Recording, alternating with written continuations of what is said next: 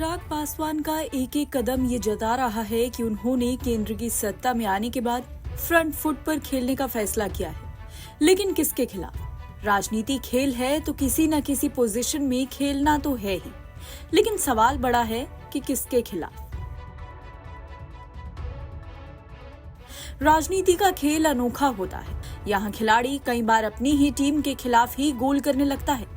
शायद इसी वजह से तो इस खेल को राजनीति कहते हैं। ऐसा लगता है चिराग केंद्र में पद मिलने के बाद राजनीति में अपने कद पर विशेष ध्यान लगे। जब तक केंद्र के सत्ताधारी गठबंधन एनडीए से दूर रहे, तब तक खुद को प्रधानमंत्री मोदी का हनुमान बताते रहे। लेकिन जैसे ही एनडीए सरकार में जगह मिली, वोकल फॉर लोकल हो गए। ये प्रधानमंत्री मोदी का दिया मंत्र है। चिराग ने अपनी लोकल कॉन्स्टिट्यूएंसी के लिए इतने वोकल हो गए हैं कि अब ये नारा देने वाला ही संसद में फंस रहा है। चिराग ने SC/ST की जातियों में उपवर्गीकरण, वक्फ संशोधन विधेयक, लेटरल एंट्री से केंद्रीय सचिवालय में भर्तियों के खिलाफ आवाज बुलंद करने के बाद अब जाति जनगणना के पक्ष में बैटिंग करने लगी।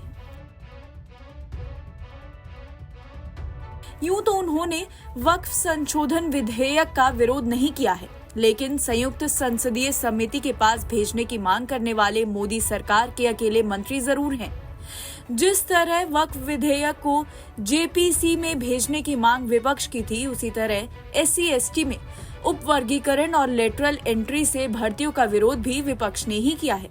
इन सबके अगुवा खासकर कांग्रेस में पूर्व अध्यक्ष और लोकसभा में विपक्ष के नेता राहुल गांधी।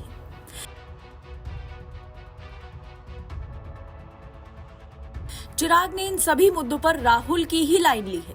अब जब राहुल ने सीधे सीधे पीएम मोदी को चुनौती देकर कहा है कि वो देशव्यापी जाति जनगणना करवाकर रहेंगे, तो चिराग ने यहाँ भी सुर में सुर मिला दिया है। चिराग ने जाति जनगणना पर कहा कि मेरी पार्टी की जाति जनगणना के पक्ष में हमेशा से स्पष्ट रुख रहा है। हम जाति जनगणना चाहते हैं क्योंकि कई बार केंद्र और राज्य दोनों सरकारें जाति को ध्यान में रखकर योजनाएं बनाती हैं। खास बात यह है कि चिराग पासवान में रांची में ये बातें राहुल गांधी के प्रयागराज में जाति जनगणना पर दिए गए बयान के ठीक अगले दिन दिया है। ऊपर जिन मुद्दों का जिक्र किया गया है, उन पर भी चिराग पासवान के रुख सामने आने का पैटर्न भी इसी तरह है। पहले विपक्ष ने मुद्दा उठाया, फिर चिराग की तरफ से समर्थन आया। सवाल है कि अगर चिराग के पास सरकार के लिए डूज एंड डोंट्स की कोई लिस्ट है, तो वो तो कैबिनेट के सदस्य हैं। उन्हें अपनी लिस्ट सरकार को सौंप देनी चाहिए। क्या सरकार जो फैसला लेती है उस पर कैबिनेट में चर्चा नहीं होती? अगर होती है तो क्या चिराग को उस प्लेटफॉर्म का उपयोग अपने विचार रखने के लिए नहीं करना चाहिए? अगर कैबिनेट में चर्चा के बिना ही इतने बड़े फैसले ले लिए जाते हैं, तो क्या चिराग को इस पर सवाल नहीं उठाना चाहिए? सरकार में शामिल होने का ये कतई मतलब नहीं है कि उसके हर फैसले का समर्थन किया जाए। आखिर लोकतांत्रिक भावना को बल तभी मिल पाएगा जब विशेष मुद्दों पर विपक्ष ही नई सत्ता पक्ष के अंदर से भी आवाजें उठे। लोकतंत्र तब और ज्यादा मजबूत होगा जब विपक्ष भी सिर्फ विरोध के लिए नहीं, बल्कि मुद्दा आधारित विरोध करे।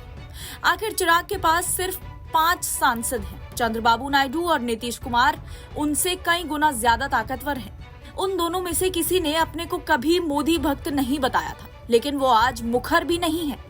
राजनीति तो वो भी कर रहे हैं और अपने वोट बैंक की चिंता तो उन्हें भी है। फिर चिराग का ऐसा कौन सा स्पेशल वोट बैंक है जिनसे ना चंद्रबाबू नायडू और ना नीतीश कुमार को कुछ लेना देना है?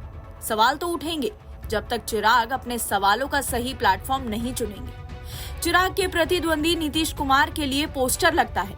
नीतीश सबके हैं, सवाल है कि चिराग किसके हैं? NBT ऑनलाइन की रिपोर्ट।